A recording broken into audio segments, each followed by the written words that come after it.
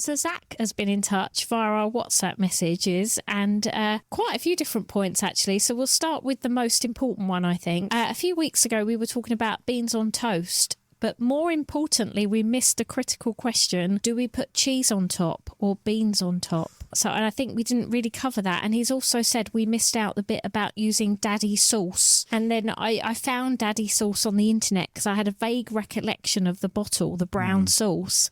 And it came flooding back that I remember that being on my aunt used to have one of these lazy Susan things in the middle of her dining table with all sorts of sauces, like mint sauce for lamb, the mustard, but all the sauces were well out of date. So I never really touched any of them when we went round for lunch or dinner because they seem to be there forever, these sauces. Daddy sauce and then cheese on top of toast, beans on toast. What do we think? I've got a question. Who is Susan and why is she lazy?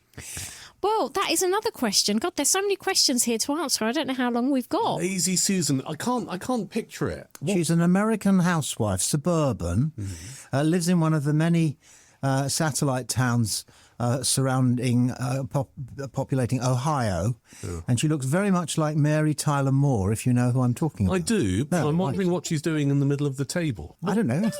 What's this lazy? Why? Do you have a lazy Susan No, in the middle of your dining table? Clue Surely. what you're talking about, which is maybe they're too common for Worthing. Who knows? Why don't you?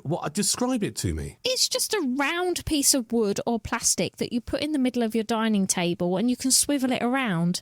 So then you can reach for things, a bit like at a Chinese restaurant. You know when you go to a Chinese, those, yes. And now you've got me because I'm talking about Chinese restaurants. Yeah. When you go to a Chinese restaurant and you want the soy sauce, but it's on the other side of the table, you just swivel the lazy Susan around and you don't have to bother anyone else. Understood. I understand the thinking behind it, but why is it called Susan? I mean, why not Fiona? Did you? I don't know. Did you not have these rotating things in Worthing, or did you? Well, we didn't. Well, it's interesting you should ask that question. So, I remember my first ever Chinese, and I was quite at a Chinese restaurant where there was, as you described, this big round unit that sat in the middle of the table, which rotated 360 degrees. So, if you fancied a bit of not Peking duck, but if you fancied a bit of, I don't know, special fried noodles, you wouldn't have to say, Dave, can you pass the special fried noodles? You would just make sure no one else was helping themselves to something off this round thing, and you'd swivel it in your general direction so the noodles were in front of you. I'm certainly aware of that, but I've never, well, certainly in our house, on the dining room table, we didn't have a lazy Susan or anything. And I don't know why you would, because, I mean, unless you're in a family of 16, don't you just reach across and pick up the jar of mustard? I mean, that would be the sensible thing to do. Myths often attribute the invention of the lazy Susan to Thomas Jefferson for his daughter Susan, or to Thomas Edison, another eminent figure in the world of science and invention. However, the earliest known similar objects were called dumbwaiters, and they date back to the 1700s. And apparently it was because in France, the generic name for a servant woman is Susan or Suzanne. See, I thought the dumbwaiter was that mini lift thing that took up courses of food from the kitchen to a dining room restaurant. The dumbwaiter I have in mind is the first waiter who served me in a restaurant the first time I went to the United States, and he put a photograph of himself in a frame and stood it on the table that I was dining at, so that we would know who to hail, so that he would be entitled to the whole of the tip. Is that dumb behaviour? I could argue that's quite canny. I think it was policy in that restaurant, really, just so that waiters didn't get disputatious with each other about, I deserve half of that tip because I gave them all their sweet course. Yeah. So he put this thing on the table and just went, my name is Randy and I'll be your waiter for the evening. I mean, you talked about the lazy Susan and the sauces on lazy Susan. Were they permanently out there or did they go elsewhere? They were, which is why I didn't touch them, because I believe they should go in the fridge. Would they go off? All my sauces in the fridge. Would they go off? Because I was just riffing there about a good old-fashioned proper caf. And what I mean by that is, and this comes to kale reference, I'm not talking about somewhere that will do you smashed avocado and kale with your poached eggs, because that's not really a proper old-school caf. I'm talking about the cafs that we used to see by every railway station in this country. There used to be a great thing, and I remember it from the 70s and 80s, you could set your watch by it. If you pulled into a railway station and you looked out and you cricked your neck round, you would see a cafe nearby and a pub, right? And that doesn't happen anymore. All of the pubs have been turned into flats, and a lot of the cafes that we remember don't exist. But here's the thing, when we talk about sauces and good old-fashioned cafes, the bottle of Heinz, Tommy K, would be out on the table for 8 or 9 hours at a time. Same with your Daddy's or your HP sauce. So when did we get into this idea of putting sauces in the fridge? Well, it's new on me, and I'm not going to try it. We keep ours in the larder. Don't have a problem with that. My wife likes to put cheese in the fridge. We do have a mild debate about that every sort of 2 or 3 years, and it's... we should. And what about your butter? Because we argue about that at home. Oh. Does butter belong in the fridge or on the cabinet on the top? Well, modern butter is harder than the butter of old because our youngest son has to put the butter, which we keep out on the kitchen table, in the microwave for 30 seconds before he can spread it on a sandwich. Either butter's got harder or bread has got softer. and it's changed colour. Oh. The butter. To? Well, it's yellow. Yeah. Proper old school butter. It's not yellow. It's kind of like it's predominantly white. I blame Anchor. Bunch of anchors. That sounds like lard to me. Are you sure that wasn't lard? I know exactly what I'm talking about, because I used to be a young farmer and I used to make butter. And if you make proper butter using butter pats, you don't have that almost fluorescent kind of yellow that you get if you were to buy a block of Anchor butter. Objection, Your Honour. What? Too much information? I have it from you previously that you were not a young farmer. You merely screwed other young farmeresses. Yeah, but I had to get involved in some activities along the way to so get you to had that to pretend stage. you were Farmer Barks. Oh, sir, I used to milk cows and help make butter. Did you milk Drive a cows? tractor, yeah. Oh. I know how to tell if a cow's a good milker. How? The upper udders are very firm. It's not a euphemism. Does that apply across other species? Sometimes. Such as farmers' daughters? Quite possibly. Farmers' daughters. Wonderful joke I used to get away with telling it. The punchline is the third man turns up at the farmer's house to date one of the daughters and he says, "My name is Chuck," and the farmer shot him. Because the other ones rhymed it, you see. Got you. My name is Joe and I've come to take Flo to see a show. Right. And the third one turned up in a tractor, jumped off and said, "My name is Chuck," and the farmer shot him. Yes. It's a good joke. It's all right. In the right hands. Yeah, so the butter things, but the butter annoys me because I'm with your youngest son. I mean, we have butter in the fridge and I don't use it because I can't be bothered to wait for it to get us to a soft enough texture that I can spread it easily on my toast or even on a loaf of bread, because all it does is churn up the bread like a bad golfer on a golf course. This is to do with the quality of the bread, isn't it? I think because so. our bread now is very aerobic, full of holes. Yeah. Full of holes. Like the average Trump speech. So the butter, I think, should probably be outside the fridge, but my wife won't wear that. No. She says in the summer it'll melt. You mentioned kale a moment ago, and that cross-references something that I was going to ask you both about. And that is, do you remember the first time that you remember being sick? Because what happened was we had din-dins, it was about a Thursday, and my nan had bought something that was akin to cabbage. I don't think it was kale. And she boiled it mercilessly, as everyone did their green vegetables, and piled it onto my plate. And the first mouthful of which, it tasted of metal. And I knew I wasn't going to be able to eat it. So I asked if I could have some sauce. And I was given a bottle of red ketchup. Yeah. And I covered this, might have been spinach, I don't know, curly kale. Curly kale. Yeah. The next morning in class, and this was in the third year of junior school, I became aware that I was going to vomit. But what do? You're in class. Miss Grant is your teacher, and you're going to vomit. And I felt it coming, and I looked at the door, and I thought, if I ran out, I'll get into trouble, because you shouldn't run out of the classroom during the class. No. Even though I was about to, puke. Yeah. So I turned to look at the girl who was sat next to me, whose name, funnily enough, was Susan. Isn't there symmetry where you least expect it? And I was sick all down her dress. Nice. And the teacher, Miss Grant, dreadful young woman, took me aside afterwards. I'm the one who's been sick. And she berated me for being sick over Susan's dress and not running out of the door.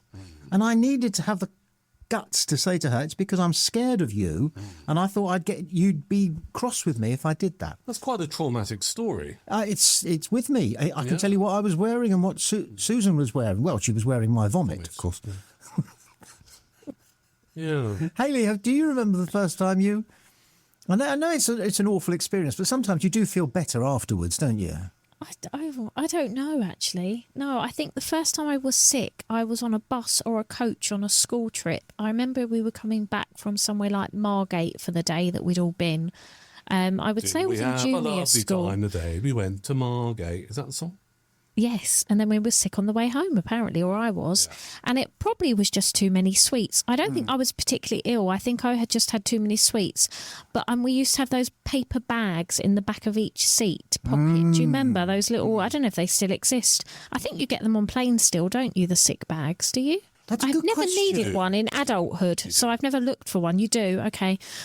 So I remember, and I don't think it was particularly big because I don't remember getting it over anyone. I remember I was quite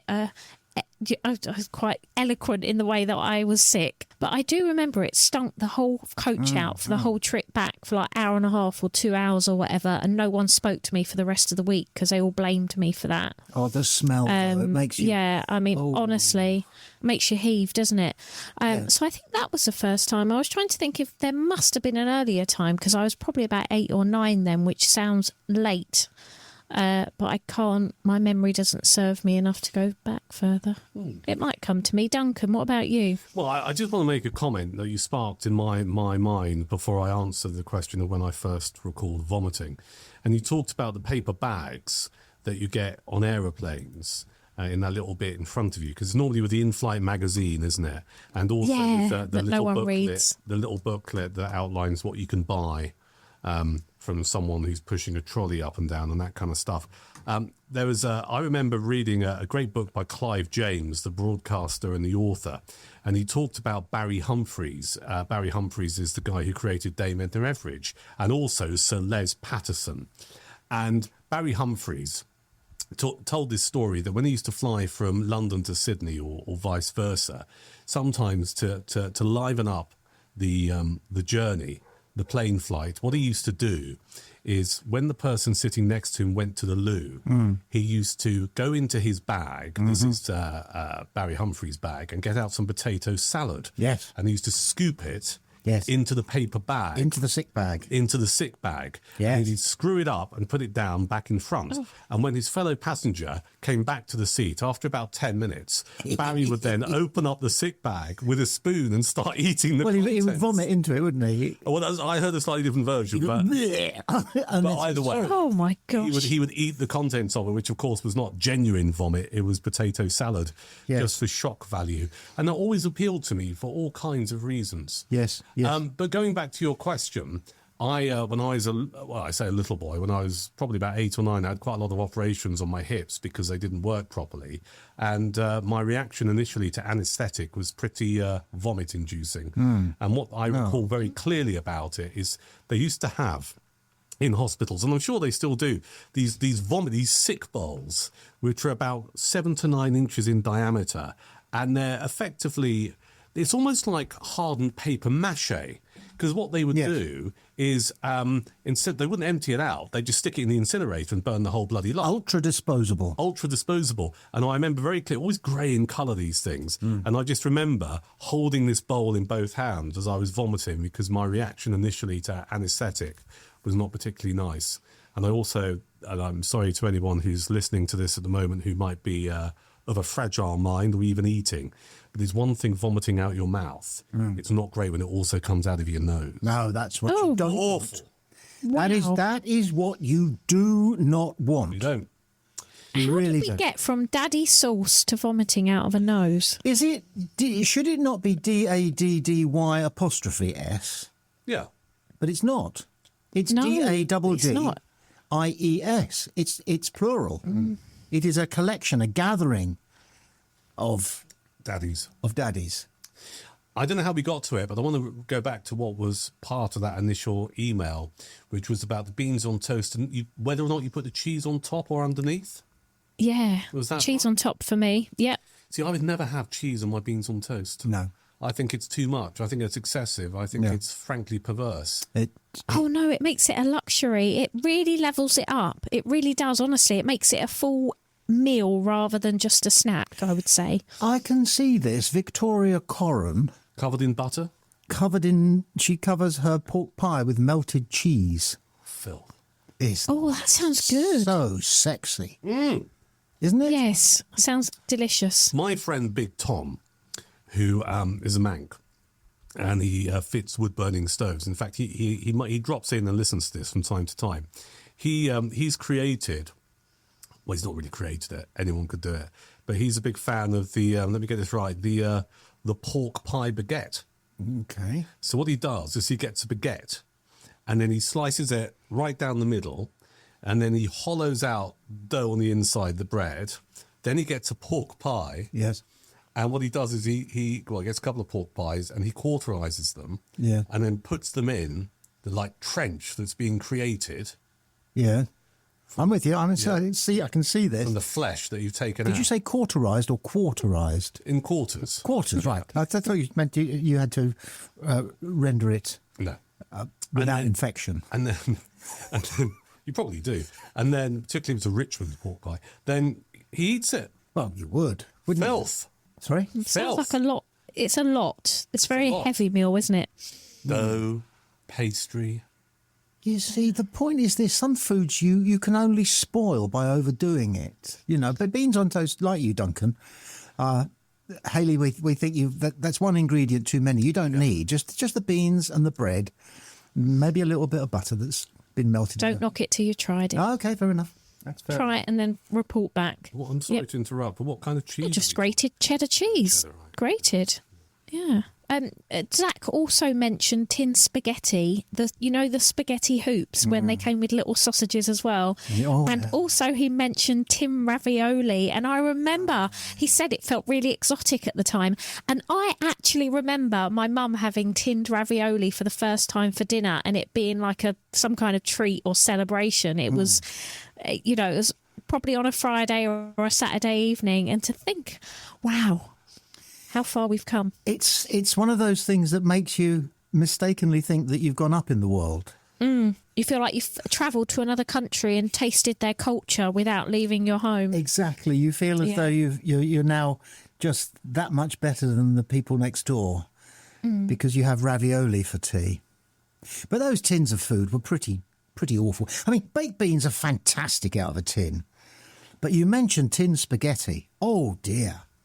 That was such a disappointment, was it, the first time? There was too much sauce, wasn't there? You couldn't find the spaghetti. When you opened it up, it's like you had this sea of sauce and you needed a magnifying glass to find the spaghetti, didn't you? Tiny little bits of spaghetti as well. You didn't have to wrap your fork around them and twirl it in order to get a mouthful of spaghetti.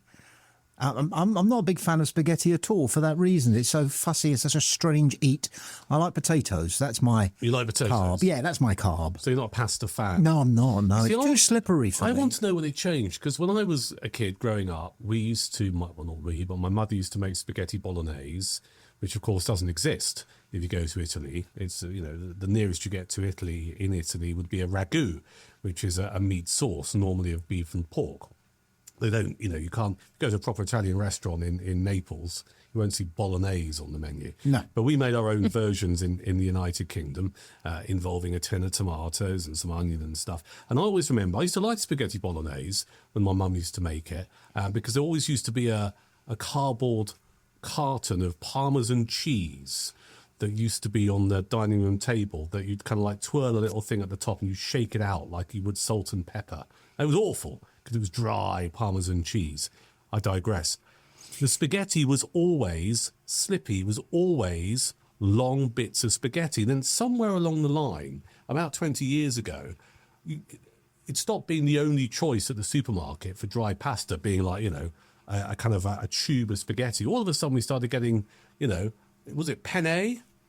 Penne. It's all the Fusilli? Fusilli, yes. All of that. tagliatelle. Yeah, all of that. I love that. Pappardella, which is like the belt strips. It's like, when did it all change? Another thing, and one of you might be able to answer this for me, and I'm anxious to know the answer to this.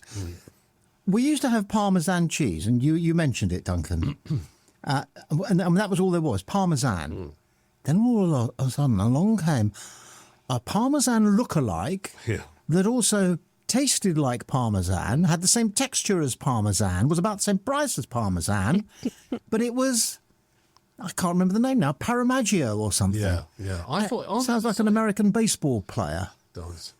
Joe Parmigiano. Yeah. Well, what is that? Well, why? What is that different? Is that not? Is that Parmesan? Are you only allowed to call Parmesan if it's grown in Parmesa? Do you ever eat Parmesan? Just shave off a piece of Parmesan and eat it? No. Oh, mama. No. Hayley, we pass on food tax hacks, don't we? So this friend of mine went to a party and she said it was fantastic because the person who threw the party had bought this enormous block of Parmesan and put it in the table in the middle of the kitchen with loads of potato peelers around it. And anybody who wanted to, in between slugs of cheap wine or cold beer, could go over to the Parmesan and slice off a great big piece of Parmesan. And so next chance I got, I tried it. I tell you what, you cannot cook with Parmesan anymore without doing this, without getting your potato peeler and just sliding off, a little butterfly's wing of Parmesan. Yeah. In it goes, and the salt just explodes in your mouth, and it makes you want to drink more wine and beer and stuff. That sounds like a game changer. Kiss the girl opposite, so she'll go, oh, you've been eating Parmesan. That's what you want. They could smell it, that's why, because it had a very strong smell, didn't it? It did. I like Parmesan shavings as opposed to grated Parmesan. Ah, yes. That's my I can't believe we're having this conversation. My method of choice. I have you can get a really cheap cut of steak called a bavette, which is like £2 or £3 compared to like £8 or £9 or £10 if you. Which bit is it? The rectum or? No, it's not. It's not quite the arse. It's a little bit further forward, and it's cheap, and it's good. But it doesn't sell remarkably well in this country because people don't know what to do with it because they're a little bit out of their comfort zone. So people tend to go for sirloin or rump, or they've got a few quid, fillet, or maybe even a ribeye or whatever. But the bavette requires just a little bit of care and attention. So you marinate it. I marinate it in some olive oil with some garlic and some rosemary and stuff like that for about 4 hours. And then I stick it on the griddle pan and you cook it really quickly and then I slice it. And what I do, and I only do this because fundamentally I'm lazy in the kitchen, and if anyone comes to the house to eat, I want to show a bit of love that I spend some time making them something, but really I don't want to spend that much time. So I get a big plate, and what I do, this is a very cheap, this is a quick and dirty food hack. I get some pesto and a spoon, and I smear it all over the base of the plate. Then I get a bag of rocket, pre-washed, so you don't have to faff around with that. I tear it all up, put it down on the plate. So if you imagine you've got pesto smeared on the plate, then bed rocket. We're talking about, 7 or 9 inch plate, quite big. Then what I do is chuck in a load of cherry tomatoes, halved. Then I get my bavette and I slice it really thinly and I place it around it. Then I get the Parmesan and I do big shavings of it on top. And I'll tell you what, it's a brilliant meal. Yes. Thoroughly recommend it. Yeah. And it takes probably, apart from the marinating of the bavette to prepare, it's about 15 minutes all in, if that. And it turns up on the plate and people look at it and they go, oh, this is amazing. And all you've done really is you've got a combination of colours. So you've got the red and you've got the rocket, which is the green. That's always quite striking. Green. Mm. But also you've got that great combination of flavours. We've got the basil pesto, you've got the rocket, there's a bit peppery, got some lovely bavette steak, always medium rare to chew on, sweetness of the cherry tomatoes and the saltiness of the Parmesan shavings. Well, what do you think, Hayley? I would certainly pay £17.50 in a restaurant for one of those. I would. I'm starving now. I wasn't before, but I am now. It sounds delicious. But it's funny how the mind works, because my image of Duncan's wife covered in butter has continued to inhabit large parts of my consciousness. And so when he was talking about a bed of pesto, I found myself also thinking of Duncan's other half.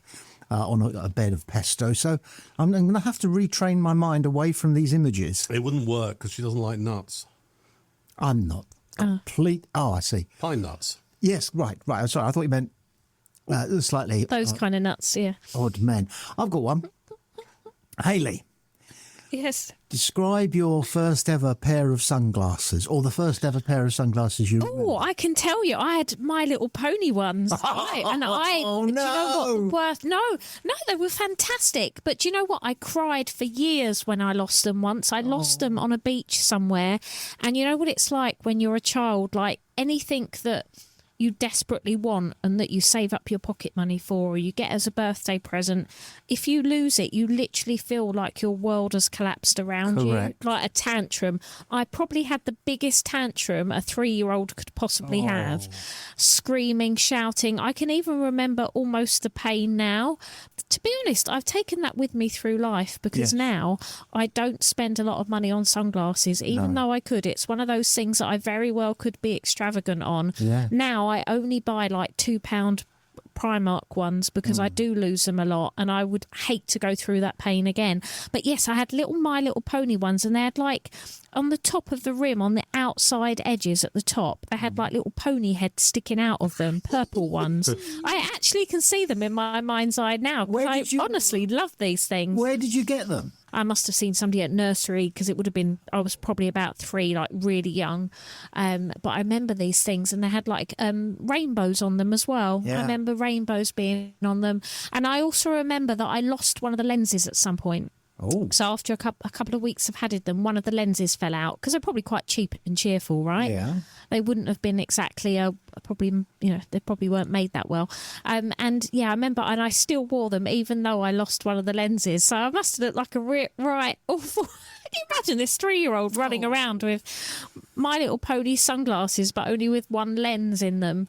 And yeah, that's quite sad, isn't it, really? I do still lose lenses out of sunglasses, actually, and that's probably a lesson for me not to Yes. buy cheap sunglasses. How many pairs of but there we go. sunglasses? How many pairs of sunglasses have you got, Duncan? Just one. Are you sure? Yes, one. You haven't got a drawer full of old sunglasses? No, that I've got a dated back to an era when you look more like John Travolta than you do now. I've got a whole basket full. Of course you have. So I've got a drawer full of old glasses, proper glasses, for reading and stuff like that, because I keep meaning to take them somewhere where they can be sent to a country elsewhere where people have sight problems. I keep forgetting. But I only have one pair of sunglasses, and they're prescription ones, which I wear in the car for driving. But in answer to your question, I remember clear as day my first pair of sunglasses, and it would have been around 1980, 1981, and it was off the back of the Blues Brothers film that came out in 1980. Oh, Dan Aykroyd and Yeah. John Belushi. And of course, everywhere you went, there were posters of these guys, you know, in a suit and a tie, and, some pork pie hats. Well, they weren't pork pie, were they? But wearing hats and sunglasses. And I remember coveting a pair of these sunglasses, which I guess probably were Ray-Bans. I think, looking at the style of them. You had a pair of Ray-Bans? No, because I was only 7. At 7? I didn't have a pair of Ray-Bans, but I tell you what I got. We went one Saturday afternoon to Littlehampton Market, and I got a pair of, well, they weren't fake Ray-Bans, because I don't think they had Ray-Bans written on them, but Ray-Bans style, Blues Brothers style sunglasses. Wow. Littlehampton Market, $1.99 from a store. Did you see yourself as Dan Aykroyd or John Belushi? Always John Belushi. Belushi. That just about wraps things up, I think. We'll do the addresses and what have you next time, gentle listener. So if you want to contact us, you'll have to listen to the next posted retro rambling retro nonsense. Can I suggest we go out? Hayley, are you familiar with the theme tune to Rawhide? Rawhide, that one. Yes. Okay, Yes, I'll start. And I think this is the beginning. Okay, go on. Okay. We'll see you next time, dear listener. Rolling, rolling, rolling. Keep them doggies moving. Keep them doggies moving. Rawhide. Through rain and wind and weather. Rawhide's calculating. Soon she'll be waiting at my side. Get 'em up, pick 'em out, eat 'em up, put them down.